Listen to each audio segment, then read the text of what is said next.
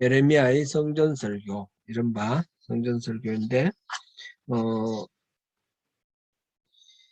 성전 앞에서 그 명절날이었어요. 명절날 제사 드리러 온 수많은 사람들 앞에 가로막고 서서 이 집이 여호와의 성전이다 하는 그런 거짓말을 믿지 말라, 그렇게 외칩니다. 여호와의 성전이라, 여호와의 성전이라, 여호와의 성전이라 하는 거짓말을 믿지 말라. 이 세 번 반복한 거는 꼭 세 번이라는 뜻이 아니라 여러 번 반복해서 그 성전이 성전이 아니다, 성전이라 하는 말이 거짓말이다, 그런 식으로 외쳤다는 거죠. 성전은 분명히 하나님의 집이 맞습니다. 그런데 하나님께서 보면 모세에게 시내산에서 성막의 설계도를 주시고 거기서 그 성막 안쪽 지성소에다 하나님의 이름을 두시고 그곳에서 이스라엘 백성을 만나 주시겠다 약속하셨습니다. 그리고 솔로몬이 그 이동식 텐트인 성막 대신에 고정식인 그 건물 성전을 지어서 그곳에 봉헌식을 하면서 이곳에 주님께서 이름을 두시고 이곳을 향하여 부르짖어 기도하는 모든 기도를 들어주십시오, 그렇게 간구를 했을 때 하나님께서 그렇게 하시겠다고 약속을 하셨습니다. 그 성전을 향하여 기도하는 백성들의 기도에 응답해 주시겠다는 이 약속을 믿고 지금 성전으로 오는 그 사람들 앞에서 이거는 하나님의 성전이 아니다, 그거는 그런 말은 거짓말이다 라고 선포하고 있는 것입니다. 당연히 일반 백성으로부터 그다음 귀족들, 그다음 왕, 또 제사장, 또 선지자, 모든 사람들로부터 이 예레미야는 지금 욕을 얻어먹고 정신병자 취급을 받고 있습니다. 도대체 이건 무슨 엉뚱한 소리를 하냐, 그러면서 이 예레미야를 잡아 죽이려고 하는 그런 장면이 26장에 있었습니다. 근데 이제 다행히 백성들과 고관들은 이 예레미야의 말을 100% 확신하고 따르고 순종하지는 않았지만 거짓말하는 것 같지는 않다 해서 죽이려고 하는 그것은 이제 취소를 하고 살려주는 그런 상황까지 우리가 봤습니다. 예레미야가 성전이 아니라고 말하는 이유를 말하기를 이스라엘 백성들이 하나님의 길과 행위를 버리지 말라, 그것을 지키고 따르라, 그런 말을 했습니다. 그리고 이제 얘기한 것들이 이웃들 사이에 정의를 행하는 것, 그 다음에 또 그 10계명이 있었죠. 10계명 얘기하면서 계명을 지키는 것, 그게 이제 9절 10절 이렇게 나왔고요. 그 다음에 우상 숭배를 하지 말라 하는 거, 우상 숭배하지 말라는 이야기. 여기 보니까 18절 같은 경우는 하늘의 여왕을 위해서 과자를 만든다, 뭐 이런 얘기를 하면서 우상 숭배하는 이야기를 했고요. 뒤에 보면 이제 29절부터 거기서 보면 도벳 사당을 건축하고 흰놈의 아들 골짜기 거기에서 심지어는 아들을 잡아 죽이는 그런 인신제사 드리는 것까지 있었어요. 그런 것들을 지적하면서 그렇게 하지 말라, 가증한 종교 행위를 하지 말라, 그런 이야기들을 쭉 나열했습니다. 오늘은 그 중에서 제사에 관한 것, 제사와 번제에 관한 이 선포의 말씀을 우리가 살펴보겠습니다. 성전 설교에서 가장 핵심적인 부분이다, 이렇게 말할 수 있는 부분이죠. 성전을 생각할 때 가장 먼저 떠오르는 것이 뭡니까? 바로 제사죠. 성전 우리가 머릿속으로 한번 그려보면서 상상하면서 한번 생각해 보십시오. 성막과 성전 구조가 같은 거죠. 그 동쪽에서 나 있는 그 문 입구를 통해서 들어가면 그 마당 성전 안뜰에 한가운데 뭐가 있습니까? 번제단 있죠. 번제단 동쪽, 번제단 북쪽, 번제단 오른편 그쪽에서 짐승을 잡아 짐승 머리 위에 안수하고 짐승을 잡아 피는 회막 안에 가서 뿌리고 그 짐승을 이제 번제단에서 제사를 드리는 겁니다. 이렇게 제사를 드리는 방법이 또 5가지가 나왔었죠. 레위기 1장부터 7장까지 5가지 나와 있는데 보면 뭡니까? 번제, 그 다음에 소제, 속죄제, 속건제, 화목제 이렇게 5가지 나오죠. 방법에 따라서 보면 요제도 있고 뭐 거제도 있고 전제도 있고 뭐 그런데 기본적인 재물 처리하는 방법에 따르면 이 5가지입니다. 목적과 이거에 따라서 그 가장 대표적인 게 번제 아닙니까? 번제는 모든 제사를 드릴 때에 항상 같이 드려야 되는 거예요. 그 번제는 각을 쳐서 완전히 다 태워서 제가 될 때까지 완전히 태워 드리는 게 바로 번제입니다. 다른 제사 안 드릴 때도 매일매일 규칙적으로 이 번제는 드려야 됩니다. 상번제라 그래서 아침 저녁으로 번제를 드리도록 그렇게 되어 있습니다. 그 다음에 소제가 있었죠. 소제는 곡식을 드리는 거죠. 곡식을 가루로 빻아서 가루를 드리거나 아니면 전병으로 구워서 그렇게 드리도록 되어 있습니다. 이 소제는 속죄제와 속건제하고 같이 드리기도 합니다. 그 다음에 속죄제가 있고 속건제가 있는데 비슷합니다. 둘 다 죄를 용서받을 때 하는 거죠. 속죄제는 일반적인 죄를 용서받는 것이고 기본적으로 제물의 피를 받아서 회막 안에서 그 회막 카텐 거기에다가 회막에다가 뿌리는데 7번 뿌리는데 그 제물은 그 내장을 덮고 있는 기름하고 콩팥 이거는 번제단에서 태우는데 나머지는 안 태우죠. 나머지는 안 태우고 고기는 제사장이 먹습니다. 속건제는 그 죄를 용서받는 것인데 좀 속죄제하고 다른 게 2가지가 있는데 하나는 알지 못하는 사이에 성물 그 성전에 있는 거룩한 그 여러 가지 물건들 있죠. 이 성물을 부지 중에 건드린다든지 해가지고 이 범죄할 때 그리고 또는 다른 사람의 재산을 손해를 끼칠 때 이 2가지 케이스가 속건제에 해당됩니다.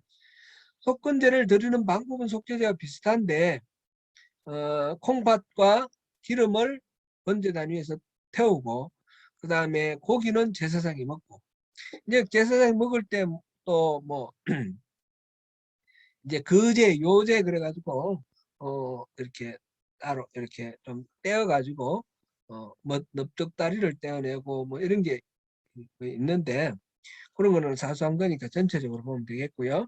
그 다음에 화목제가 있죠. 화목제.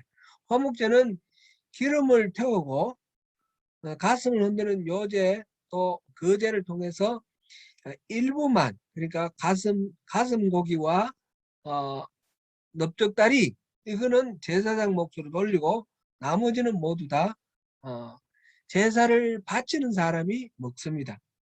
이웃 사람들을 불러가지고 이렇게 먹습니다. 그러니까 번제는 다 태워드리는 거고 소제는 가루를 일부 태우는 거고 그 다음에 속건제와 속죄제는 고기를 제사장이 먹는 겁니다. 그리고 화목제는 제사를 바친 사람이 나누어 먹습니다. 그런데 오늘 본문에 보면 어떻게 하라 했습니까? 21절 같이 한번 읽어볼까요? 만군의 여호와 이스라엘의 하나님께서 이와 같이 말씀하시되 너희 희생제물과 번제물의 고기를 아울러 먹으라. 화목제 외에 나머지는 바치는 사람이 먹는 게 아닌데 그 제물을 먹으라는 거예요. 희생제물을 너희들 먹고 번제는 완전히 다 태워서 죄가 되도록 해야 되는데 그거를 너희들이 먹으라 이런 거예요. 무슨 말씀 같아요? 번제의 제물, 다른 희생 제물의 제물도 다 너희들이 갖다 먹으라. 이거는 하나님이 안 받으신다는 거죠. 내가 받지 않겠다. 번제는 모든 제사의 기본이죠. 무슨 제사를 드릴 때도 번제를 드려야 되는데, 그 우리가 이제 예배의 핵심이 번제라고 그랬습니다. 자기 자신을 완전히 태워서 제가 될 때까지 바치는 것이 번제인데, 예배도 자기를 철저히 부인을 하고 자기를 온전히 하나님께 올려드릴 때 하나님 기쁘게 받으신다 그랬습니다. 근데 이거를 너희들이 갖다 먹으라, 이 말은 무슨 말씀입니까? 나는 전혀 안 받는다. 너희들하고 너희들 그 제사 뭐 드리든지 말든지 알아서 하고 너희들 갖다 먹고 나는 모른다. 그 말씀입니다. 성전의 핵심이 제사입니다. 지성소 안 언약궤 위에 그 속죄소라 그러죠. 지은좌라고도 하고 그 두 그룹이 날개를 펼치고 있는 그 가운데에 하나님이 그 이름을 두셨어요. 하나님이 그곳에 영광으로 임재하신다고 약속하셨어요. 그곳에서 이스라엘 백성들을 만나주겠다 했어요. 하나님은 절대 선이시기 때문에 죄인인 인간이 하나님 앞에 나갈 수가 없습니다. 그래서 죄의 값을 치러야 되는데 그거는 죽는 수밖에 없어요. 모든 죄의 삭성 사망이다 그랬습니다. 근데 자기가 죽어가지고는 들어갈 수가 없으니까 그래서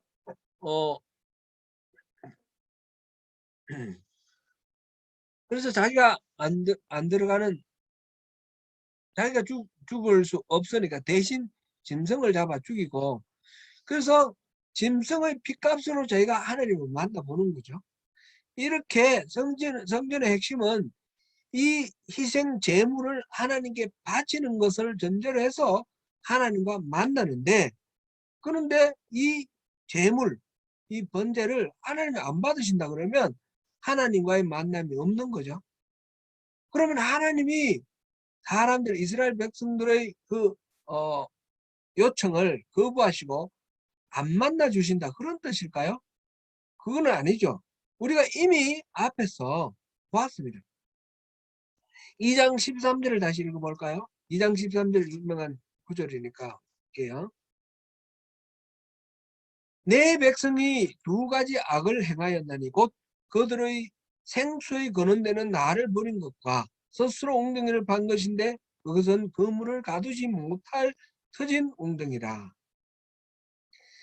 하나님은 그들이 이스라엘 사람들이 유다 백성들이 하나님을 버렸다라는 것입니다.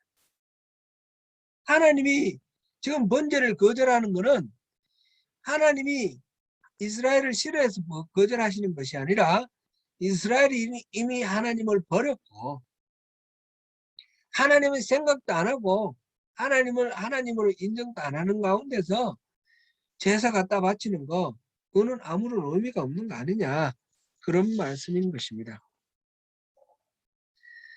하나님이 번제를 받지 않겠다는 말씀에서 나아가 그 다음에 좀 더 엉뚱한 말씀을 하십니다. 그게 이제 오늘 본문 22절 23절입니다. 22절 23절 같이 한번 읽어보겠습니다. 다시. 사실은 내가 22절 23절 사실은 내가 너희 조상들을 애굽 땅에서 인도하여 낸 날에 번제나 희생에 대하여 말하지 아니하며 명령하지 아니하고 그까지만 보겠습니다. 22절만. 하나님이 이스라엘을 그 너희 조상들 이스라엘 백성들을 애굽 땅에서 인도하여 낸 날 출애굽할 때에 그 시내 산에서 하나님이 모세를 만나 주시고 십계명 주시고 성막 설계도 주시고 모든 그 제사의 제도를 주셨지 않습니까? 죄송합니다. 그랬는데 지금 뭐라고 말씀하시냐면 애굽 땅에서 인도하여 낸 날에 번제나 희생에 대하여 말하지 아니하며 명령하지 아니하였다. 그렇게 말씀하셔요.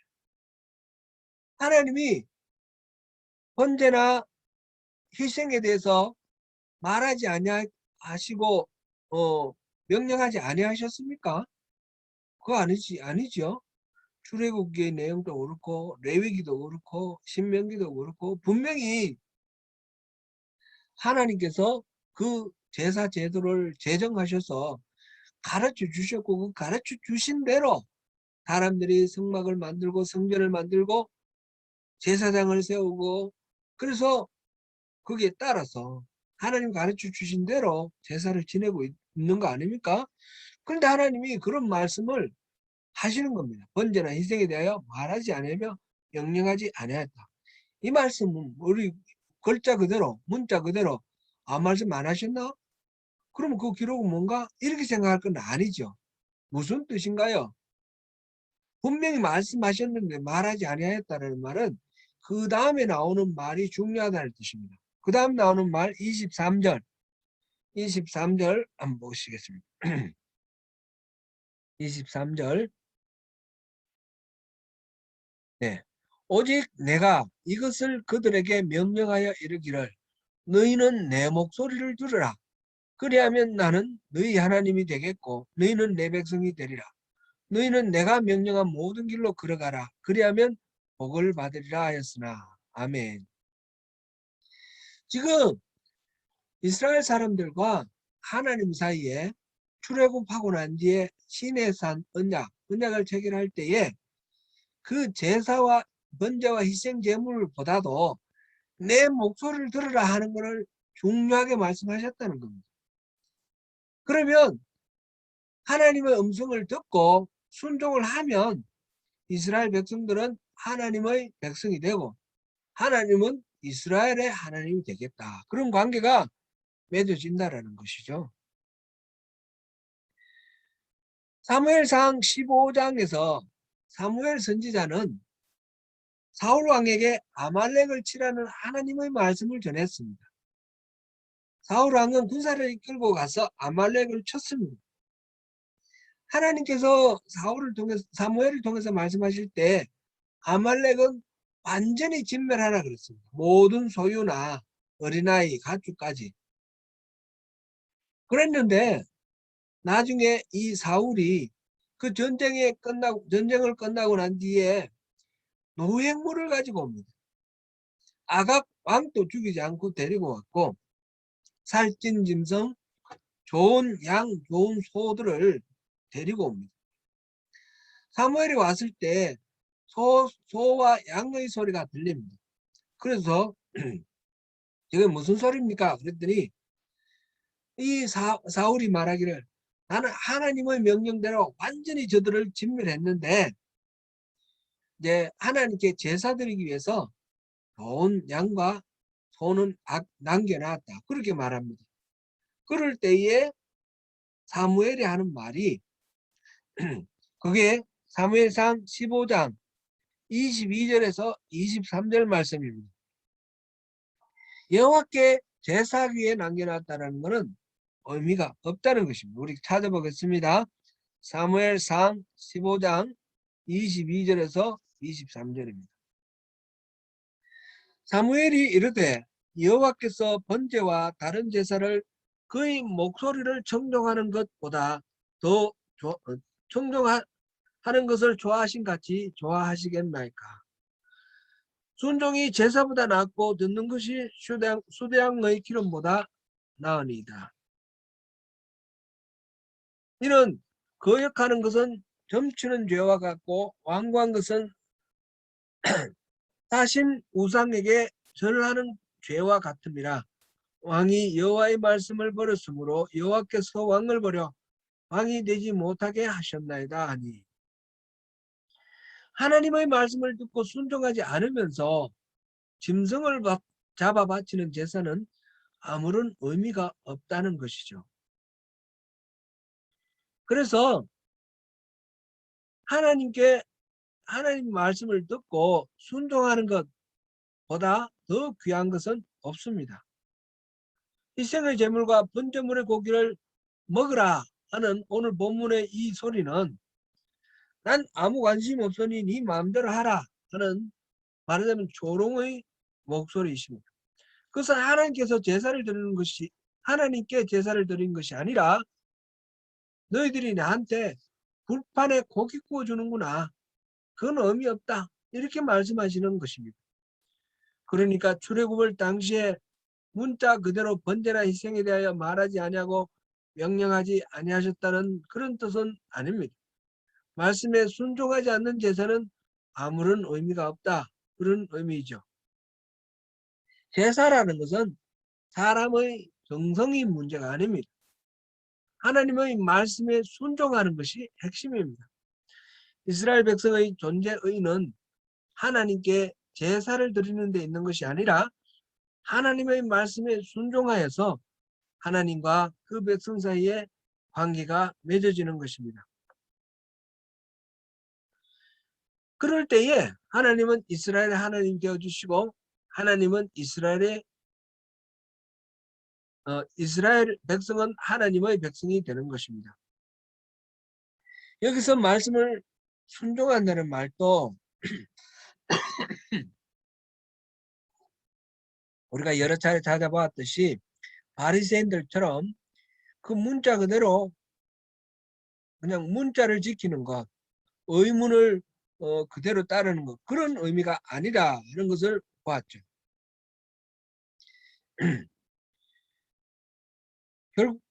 결국은 하나님의 음성을 듣는 것이 중요합니다. 우리가 지금 주일에 하나님 음성 듣는 것에 대해서 살펴보고 있는데 하나님의 음성 듣는 것, 곧 하나님의 속마음을 알아차리는 것, 하나님의 뜻을 분별하는 것, 그것이 핵심이라는 것이죠. 그래서 하나님의 뜻대로 살아가고 하나님 뜻에 순종하는 것, 그것이 하나님과 올바른 관계 안에 있는 하나님 백성의 삶입니다.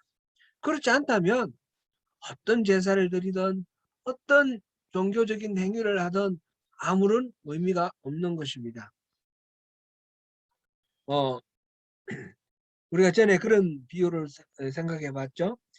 결혼을 하면 사랑의 표시, 앞으로 내가 평생 당신을 사랑하겠습니다 하는 그런 표시로 예물을 교환을 합니다. 반지를 교환한다라는 것은 내가 당신을 사랑합니다. 당신을 내가 평생 사랑하겠습니다. 그런 의미죠. 어떤 사람이 반지를 받았는데 보니까 다이아가 뭐 10캐럿짜리 있어요. 어마어마한 비싼 거예요. 그러면 귀한 거죠. 뭐 사랑하지 않으면서 그렇게 뭐 출연하지는 않겠죠. 그런데 이 사람이 결혼을 했는데 한 달 만에 바람을 피웠어. 딴 사람을 만나요. 그러면 그 가락지가 무슨 의미가 있겠습니까? 그 결혼 반지가 무슨 의미가 있겠습니까? 결혼 반지는 사랑을 표현하는 형식이지만 내용, 사랑 자체가 없으면 이 형식은 의미가 없어지는 것입니다. 예레미야 시대의 제사장들과 이스라엘 백성들의 그 제사를 하나님이 받지 않으신 것처럼 예수님 당시의 바리새인들 그리고 그 제사장들의 그 제사도 받지 않으셨습니다. 오늘날 우리의 예배도 마찬가지입니다. 예배를 얼마나 정성 들여 드리느냐 이것이 문제가 아닙니다. 우리의 정성이 아무리 지극해도 하나님의 뜻을 모르고 하나님의 뜻을 순종하지 않으며 자기가 정한 어떤 신념과 절차에 따라서 그렇게 정성껏 예배를 한다 하더라도 그런 거는 아무런 의미가 없습니다. 그럴 때에 하나님께서 이 예레미야 통해서 그 당시 백성들에게 말한 것처럼 번제나 희생 제물 고기는 너희들 나눠 먹어라. 그렇게 말씀하시는 거나 마찬가지로 예배를 통해서 우리가 뭐 은혜 받았다, 감동 받았다, 좋았다, 뭐 네 마음대로 뭐 누리라. 하나님하고는 관계가 없다라는 의미가 되어버립니다. 그거는 우리가 관심을 가지고 우리가 예민하게 주시하지 하지 않으면 안 되는 것입니다. 하나님이 무엇을 원하시고 하나님이 무엇을 기뻐하시는가, 그것이 핵심입니다. 호시아서 6장 6절을 보시겠습니다. 호시아서 6장 6절, 우리 유명한 구절이라서 여러분 잘 아시죠? 호시아서 6장 6절.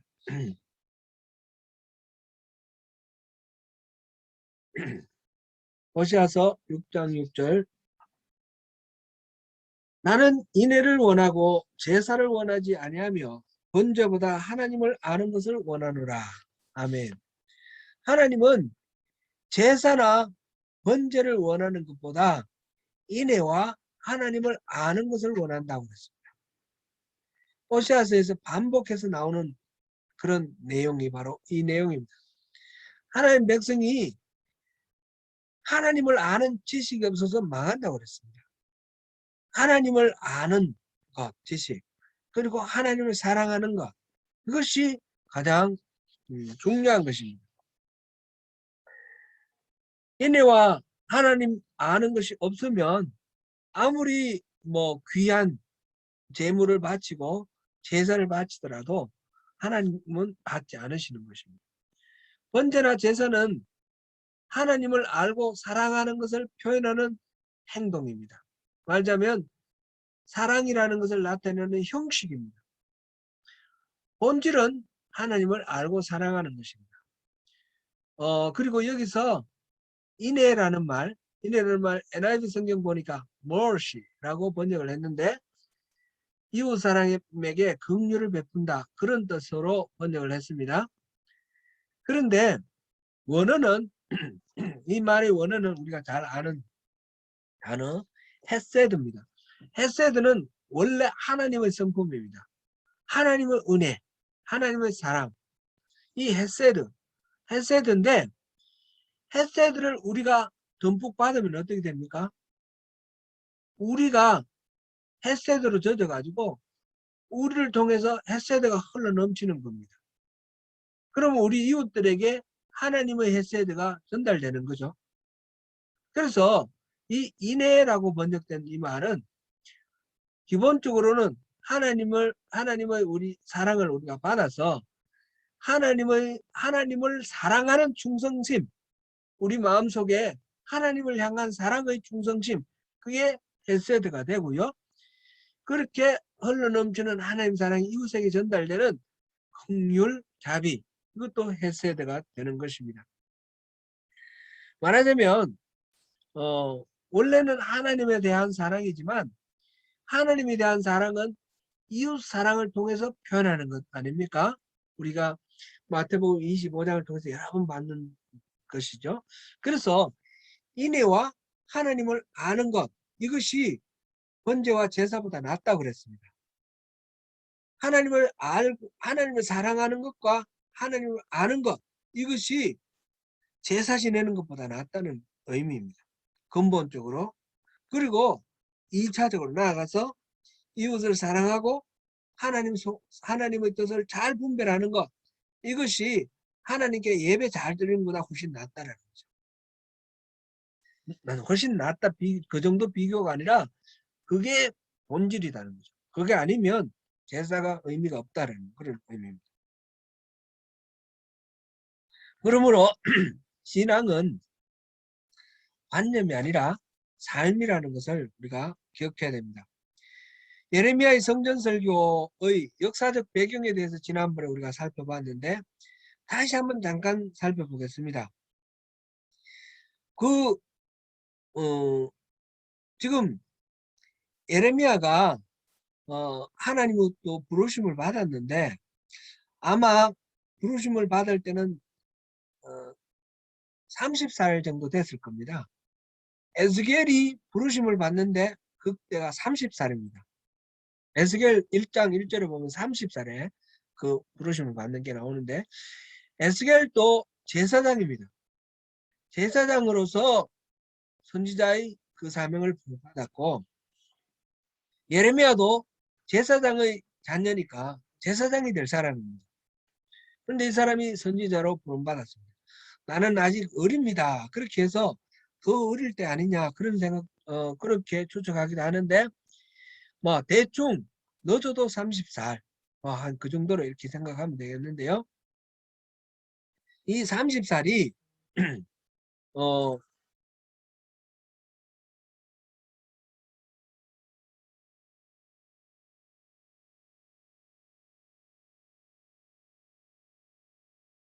요시야가 다스린 지 13년에 여호와의 말씀이 내게 임했다 이랬거든요. 그러면 예레미야가 30살이라 치고 요시야가 13년 됐을 때 이 소명을 받았다 치면 요시야 앞에 17년 동안 살은 거예요. 그죠? 요시야가 왕이 될 때 예레미야는 17년을 살은 거죠. 그 앞에 왕이 누굽니까? 아몬 왕이 2년 있었고 그 앞에 왕이 므낫세입니다. 므낫세는 이스기야의 아들로서 아버지 이스기야가 성전을 없애자면서 산당을 없애고 이게 하나님과 바르게 하려고 했는데 그 모두 다 뒤엎어버리고 우상을 숭배한 사람이 므낫세죠. 그 유다가 멸망한 이유가 바로 므낫세 때문이라고 그랬습니다.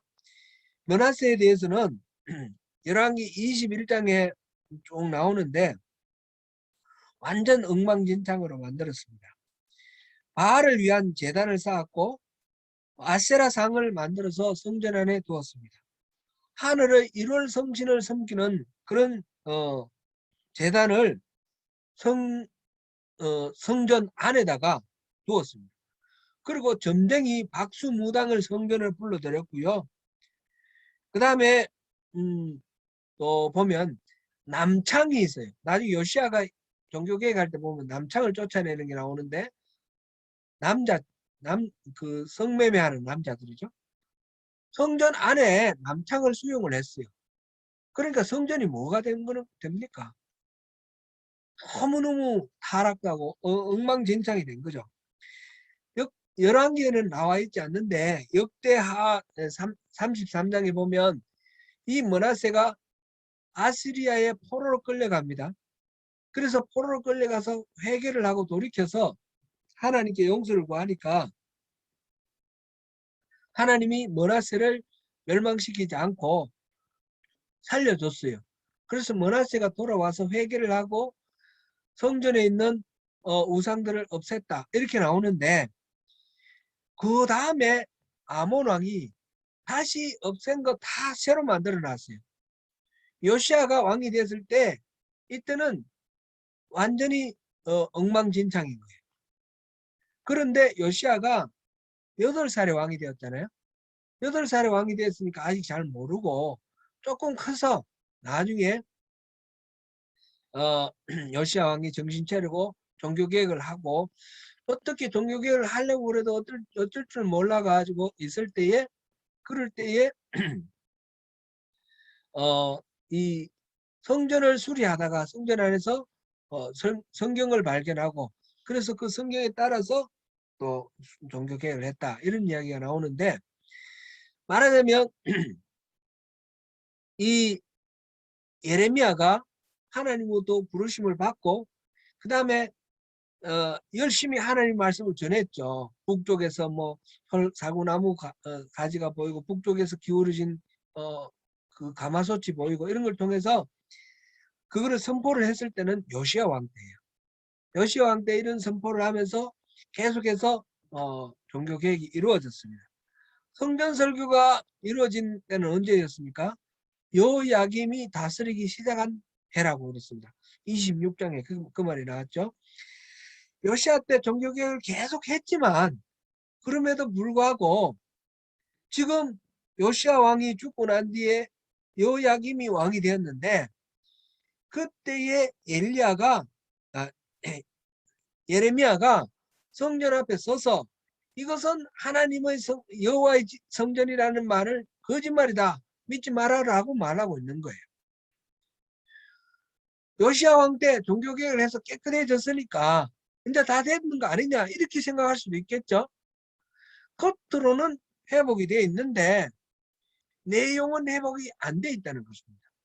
겉으로는 지금 아세라나 바알을 향한 그런 제단은 없어졌고 그들을 향한 그 제사는 없어졌습니다.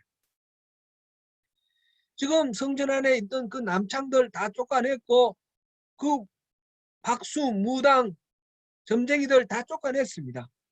성전 안에는 지금 겉으로 볼 때는 제대로 하나님의 집인 것처럼 회복된 것 같은데, 그런데 예레미야는 이 집이 하나님의 성전이라는 말을 믿지 마라. 거짓말이다. 왜 그렇습니까?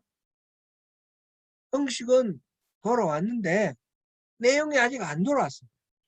진정으로 이스라엘 백성들이 하나님을 알고 하나님을 사랑하는 그 마음으로 돌아오지 않고 형식적으로 제사 지내는 데만 열심히 봅니다.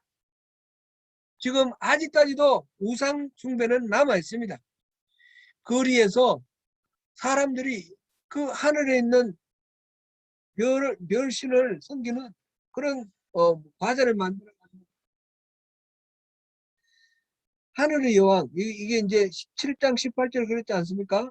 본녀들은 가죽을 만족하여 하늘의 여왕을 위한 과자를 만들었다. 이런 잔재가 아직 남아있고 도벳 산당을 짓고 그곳에서 자식을 불태워서 드리는 그런 우상숭배도 아직 남아있는 것입니다. 근데 그나마 성전은 깨끗하게 되었는데 성전에 이제 겉으로 깨끗해졌으니까 이제 짐승 잡아 바치면 하나님 기뻐하실 거다 이렇게 생각하고 있는 거예요. 그런데 이 예레미야를 통해서 하시는 말씀이 그 번제나 희생 제물 너희들 갖다 먹어라. 왜 그렇습니까? 형식은 돌아왔지만 진정으로 내용으로 돌아오지 않았습니다. 앞에서 뭐라 그랬습니까? 생수의 근원이신 나 여호와 하나님을 버린 것과 터진 웅덩이를 만들었다 그랬습니다. 하나님을 버린 상태에서 돌아오지 않는 것입니다. 그러니까 돌아오라 돌아오라 지금 외치는 것입니다. 이 상황을 유진 피터스는 그의 저서 그 주와 함께 달려가리라 하는 책에서 결혼식과 결혼 생활이라는 것을 비유로 해서 그렇게 설명을 했는데 굉장히 공감이 갔습니다. 이런 이야기입니다. 말하자면 결혼식을 한번 생각해 보세요. 결혼을 준비하는 두 부부가 관심을 갖는 것은 결혼식에 누구를 초대할 것인가, 덜러리는 누구를 세울 것인가, 장소는 어디 할 것인가, 또 지금 뭐 코로나 이런 걸 생각해 보면 또 더 어렵겠죠. 여러 가지로. 그렇게 형식적인 절차 이런 것들을 고민을 하고 생각을 합니다. 그런데 주례를 하는 사람의 입장에서는 제일 중요한 것은 그런 절차 그게 아니라 이 두 사람이 만나가지고 앞으로 어떻게 살아갈 건가. 서로 성격이 다르고 자란 환경이나 여러 가지 이 배경이 다른데 성향도 다른데 어떻게 두 사람이 서로 용납하면서 화합하면서 화목하게 가정을 이루어갈 것인가. 그거를 위해서 어떻게 도와줄 것인가. 이게 관심이라는 거죠. 결혼식은 매우 중요합니다. 참 아름답고 감동적이며 아주 깊은 그런 진한 감동이 배어있는 그런 의미 있는 뜻깊은 행사입니다. 그러나 정작 중요한 것은 결혼식보다도 결혼 생활입니다. 결혼식은 두 사랑하는 사람이 만나서 결혼함으로 올인해서 종착지가 되는 것이 아니라 그때부터 일평생 살아가는 그런 출발점이 되는 것입니다. 결혼식도 준비하는 것이 힘들고 어렵다 그러는데 결혼식과는 비교할 수 없을 정도로 결혼 생활은 더 어렵고 힘든 그런 일들이 많습니다. 그래서 유진 피터슨은 이 요시아의 종교개혁을 결혼식이라고 표현을 했고 그 이후에 유대인들의 그 신앙생활을 결혼생활이라고 그렇게 표현을 했습니다. 결혼식은 멋있게 잘했는데 결혼생활이 안 된다는 거죠. 두 부부가 마음이 없는 거예요. 겉으로만 부부예요. 쇼윈도 부부. 유대인들과 하나님과의 관계가 그렇다는 거죠. 유대인들이 제사 지내고 막 비싼 그런 제물을 가지고 하나님 앞에 갖다 바치는데, 그런데 마음은 하나님께 가 있지 않는 거죠. 겉으로는 뭐 바라기는 내가 이렇게 예배하면 하나님이 나에게 복 주시겠지 이렇게 생각하고 하겠죠. 그런 생각 없으면 뭐하러 제사 지내겠습니까? 그런데 정작 마음속에는 하나님을 의지하는 마음이 없고 자기들 나름대로 웅덩이를 파가지고 그 웅덩이에 물을 가두고 자기들 나름대로 살아갈 길 다 마련하는 거예요. 하나님께는 의지하지 않습니다. 하나님은 단지 자신들의 어떤 욕망을 채워주는, 그런데 필요한 어떤 주님이 아니라 종처럼 그렇게 생각하고 있는 것이죠. 그 하나님이 무엇을 원하시는지, 그 하나님이 무엇을 기뻐하시는지 관심이 하나도 없는 것입니다. 그러므로 이런 상황 속에서 하나님과 이 이스라엘 백성들의 결혼 생활이 원만하게 이루어질 수가 없는 것 아니겠습니까? 일방적으로 이스라엘 백성들 자기들 원하는 대로 하나님을 이용하려고만 하고 하나님의 생각은 조금 더 하지 않는 그런 상황에서 하나님은 버림받은 상태에서 하나님께 바치는 그 제사가 무슨 의미가 있느냐는 거죠.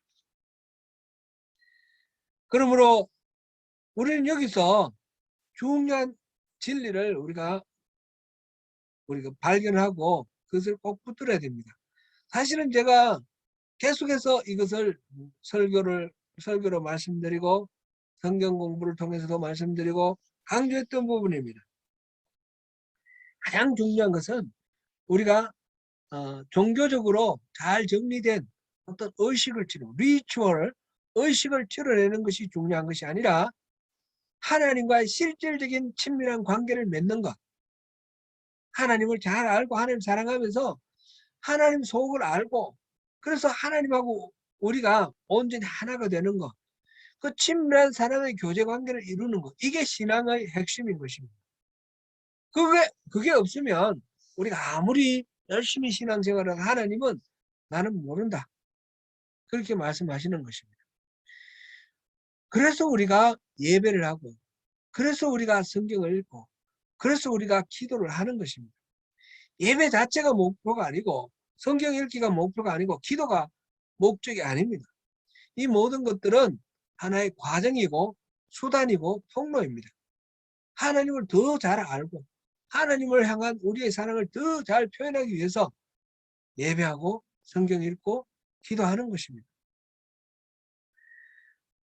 우리 정성이 문제가 아니라 했습니다. 본질적인 관계가 얼마만큼 정확하게 잘 이루어져 있느냐 하는 것이 중요합니다. 그러므로 우리가 예배할 때는 신령과 진정으로 하라 그랬죠. 영과 진리로 예배를 해야 됩니다. 혼신을 다해서 우리가 예배를 해야 됩니다. 예배할 때는 내가 만족을 구하는 데 목적을 두면 안 됩니다.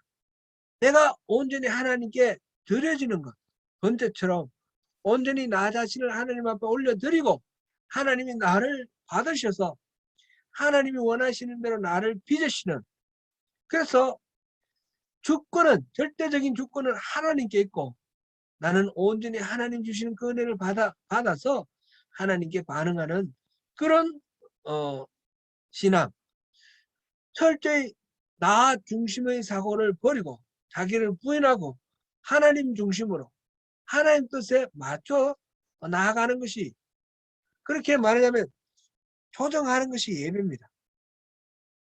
군대에서 우리가 사격할 때 보면 0점 조정하는 게 있었죠. 이 사격을 잘하기 위해서는 총알이 날아가는 방향을 정확히 알아야 돼요. 0점이 안 잡혀 있으면 겨냥을 잘해도 엉뚱한 데 가서 총알이 날아가는 거죠. 총알을 제대로 내가 겨냥하는 방향하고 같은 곳으로 총알이 날아가도록 조정하는 게 0점 조정입니다. 남자들만 아는 거라서 조금 그렇긴 하네요. 네, 말하자면 내가 신앙생활하는 내가 하는 이 모든 것들이 방향이 바로 잡혀서 하나님께로 잘 향하도록 조정이 돼 있어야 되는 것입니다. 그렇지 않으면 내가 아무리 열심히 성심성의껏 뭐 기도하고 많은 시간 기도하고 뭐 예배하고 이래도 하나님하고 상관없이 내 스스로 만족은 얻을지 모르지만 하나님께서는 번제와 희생제물은 네가 갖다 먹으라. 그렇게 말씀하실 수도 있다는 거죠. 예레미야 성전설교 지난주와 오늘 두 번 이렇게 나누어서 했습니다. 성전설교에서 하나님께서 이 이스라엘 사람들은 성전이 있으니까 이 망할 리가, 예루살렘이 망할 리가 없다 그랬고, 다윗의 자손이 지금 왕이니까 망할 리가 없다 그랬는데 그 유다는 멸망을 합니다. 왜냐하면 하나님의 약속, 하나님과의 그 약속을 이들이 외면하고 무시했기 때문에 그렇습니다. 하나님께서 다시 돌아오라 하시고 성전이 성전답게 하기 위해서 이러이러한 조건을 말씀하셨어요. 그 내용이 무엇이었습니까? 이웃들과 사이에 정의를 행하는 것이었어요. 그리고 하나님의 말씀은 십계명, 하나님이 주신 삶의 지침, 그거를 바르게 지키라는 것입니다. 우상 숭배하지 말고 하나님을 바로 하나님만을 섬기라는 것입니다. 중요한 것은 여기서 순서가 이웃에 대한 정의가 먼저 있었습니다. 아까 인애와 하나님을 아는 것, 이것이 가장 중요하다 그랬는데 이 인애라는 것, 이거는 이웃에 대한 사랑이라고 그랬습니다. 그런데 그거는 원래는 하나님을 향한 사랑입니다. 하나님을 향한 사랑은 이웃을 향한 사랑으로 표현이 되는 것입니다. 이거를 신약에서만 말한 것이 아니라 구약에서 계속해서 말하고 있는 것입니다. 예레미야서, 에스겔, 뒤에 나온 에스겔, 앞에 이사야, 이 예언자들이 하는 말이 다 그겁니다. 아무리 하나님을 제대로 섬긴다 할지라도 이 말하자면 이웃을 정의롭게 대하는 것, 하나님의 사랑을 이웃에게 표현하는 것, 그것이 안 되어 있으면 의미가 없습니다. 그건 오늘 우리의 삶에도 마찬가지입니다. 사랑하는 성도 여러분, 오늘 또 우리 안에 있는 어떤 헛된 신앙 이런 것도 다 벗어버리고 신실하신 하나님께 전심으로 나아가시고 주님이 부어주시는 풍성한 그 은혜가 내 삶에 넘쳐 흘러가는 가운데 이웃에게 그 긍휼이 미치고, 그러면서 하나님의 공의, 하나님의 나라가 이 땅에 이루어지는 그런 그 일에 우리가 쓰임받는 가운데 승리하시는 저와 여러분 되시기를 축원합니다.